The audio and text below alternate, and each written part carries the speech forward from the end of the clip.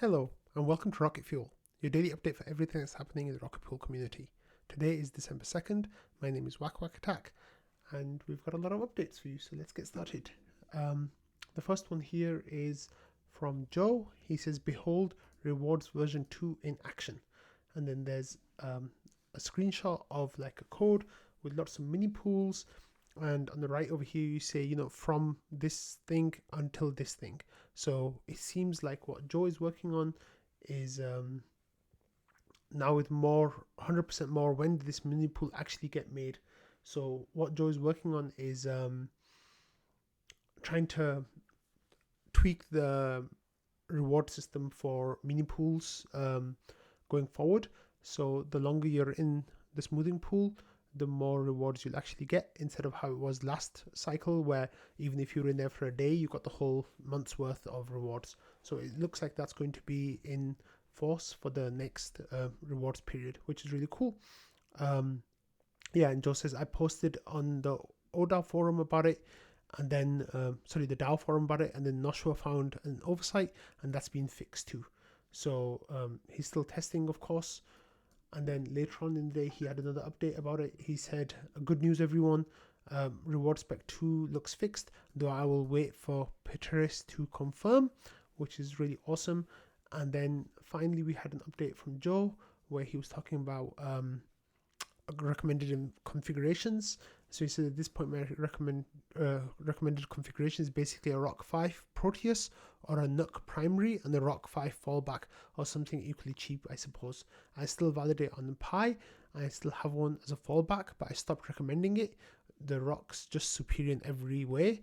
I'm very eager to get to work on the Proteus, to be honest. So the ROC 5 is the thing that Marceau started using last week, and that Joe got a big shipment of to get the Proteus ready. So a few people have put those together, and it seems like it costs less than $400 to get a machine that can handle literally hundreds of mini pools, which is what Marceau is using. He's got 175 mini pools running on it, and it costs less than $400. And that's including the machine and the hard drive and the case for it. So it's really cool. Joe obviously will be building a custom case for it and just make it out of the box ready, which I think will be a bit more helpful for people who aren't quite technically proficient or in software proficiency.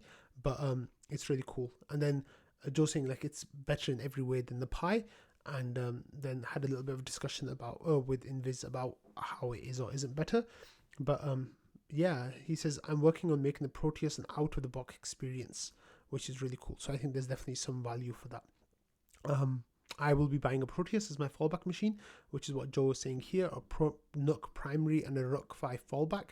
So my NUC is my primary, so I'll get a ROC 5 as the Proteus as a fallback. So I'm excited about that.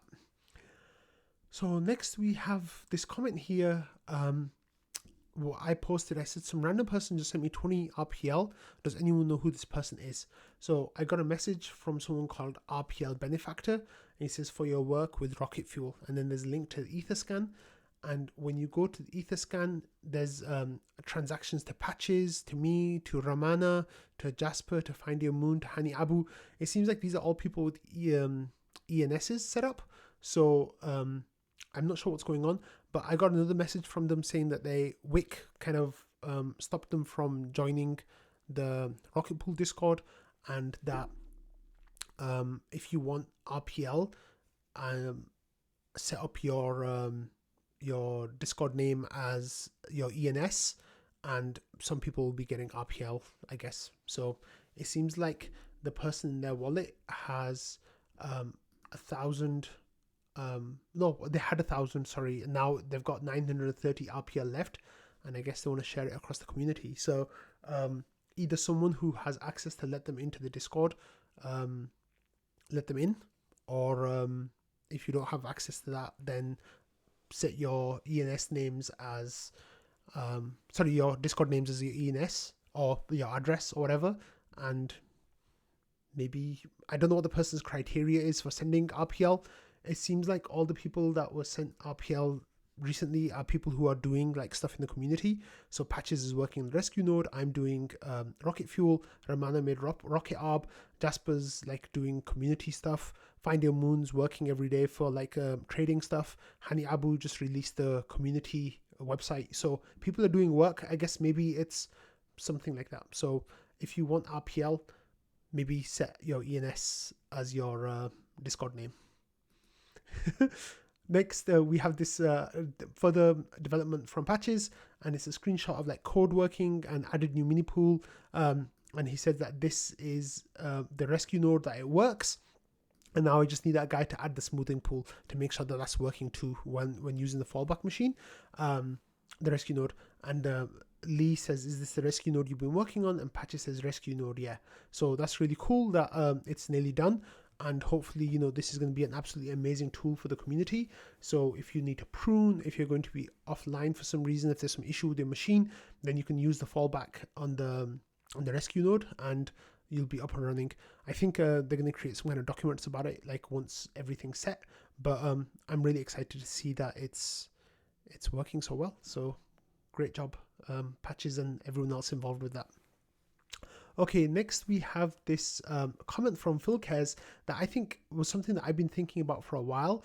And I remember talking to Marceau about this, and I know that he's thinking about it too and has thought about it in the past. He says, imagine people don't have to buy RPL anymore. They get it for free.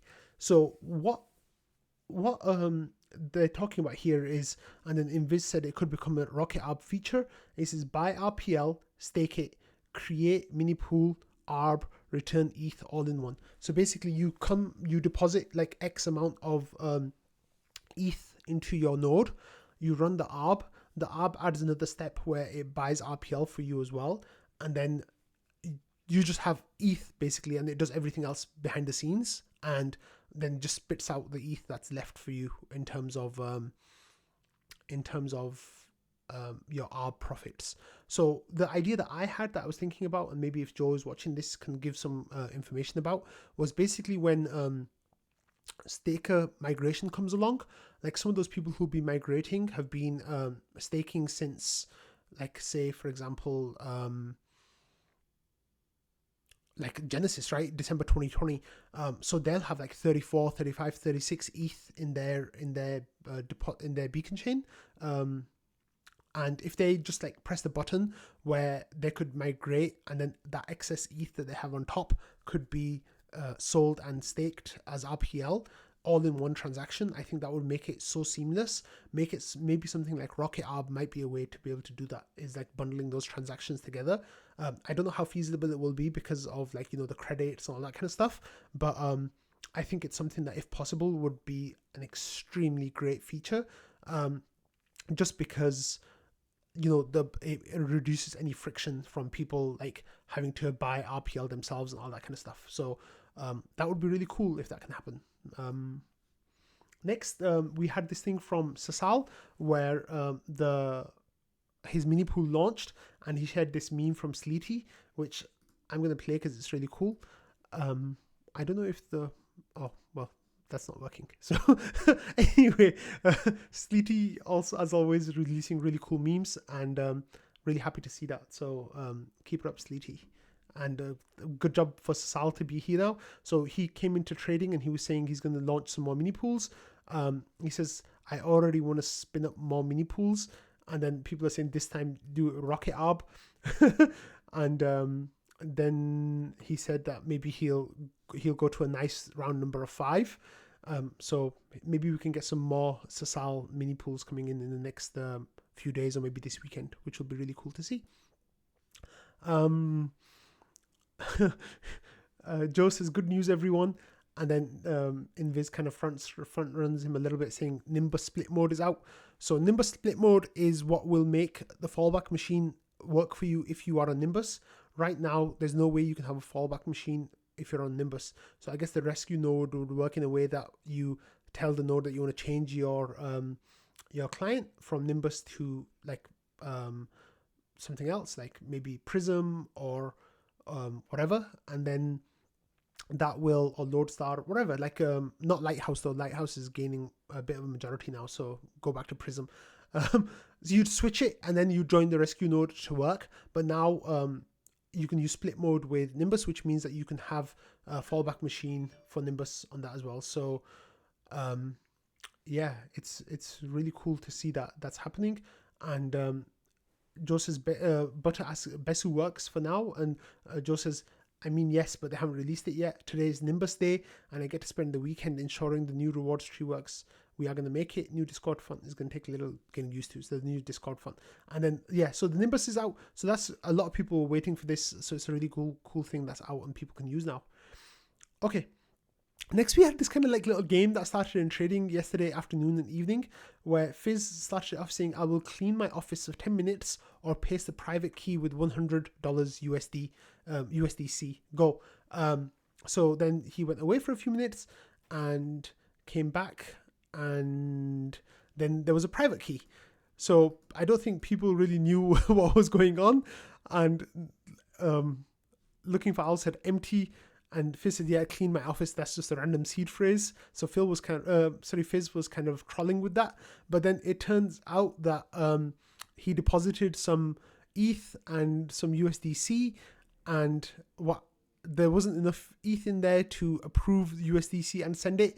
So basically Phiz was kind of like sending out private keys with money on them, and people were able to swipe that and take it out, which is what he was mentioning on the Launchpad episode with me, right? That he used to do that with fellow teachers, where he'd send out email, well, not fellow teachers, but teachers at the school he worked at, where he'd send out emails with private keys attached to them, and people would race to like swipe the wallets, which is really funny.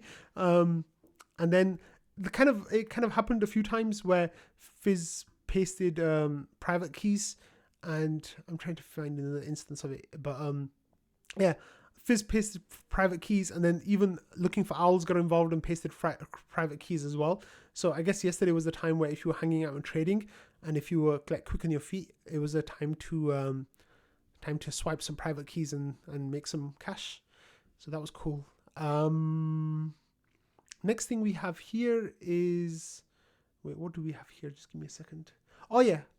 See, this is another. See, like if you accidentally said index unhappy judge rookie grass state immense cold cradle awesome eyebrow door, so then there's more keys that he's sharing out. So yeah, it was a fun little thing that was happening. So that was good. Okay, next I want to give a shout out to Fluke, who had a couple of really good posts yesterday in trading. So the first one was, so happy RPL is making a comeback. I missed any discussion on this.